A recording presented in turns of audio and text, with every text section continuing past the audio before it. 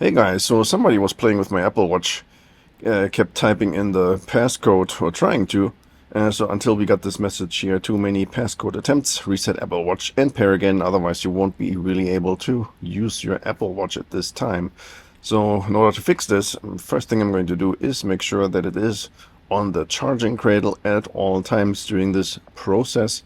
And then we're going to press and hold the button, the lower button on the right side here, until we see this pop up here.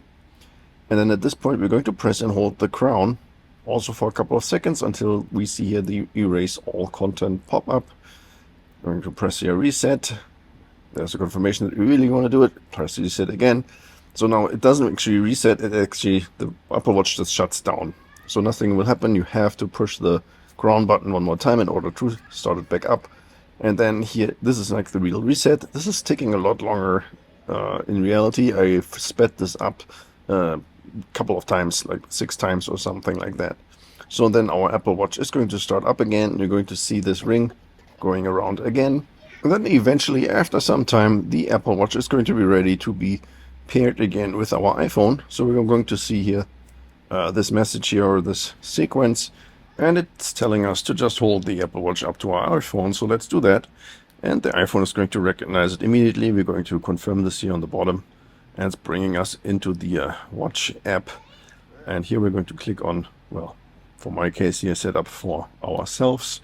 And then we see the camera is going to activate. We're going to hold our Apple Watch up to it. But before we can do that, we have to answer a couple of questions on the Apple Watch. And then eventually you will see this sphere of little dots floating around. And we're going to hold that up to the camera.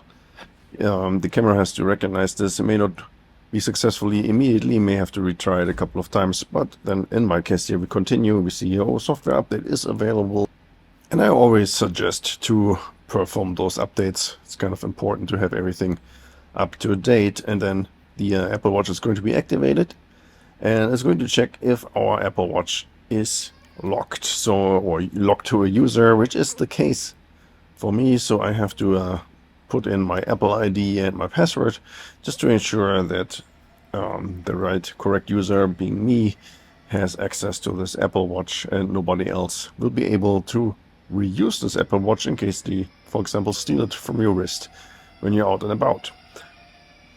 So okay, yeah, we're going to type in here our credentials, and then after that the software update actually started, and this will take a couple of minutes to install, so I'm not going to go through that.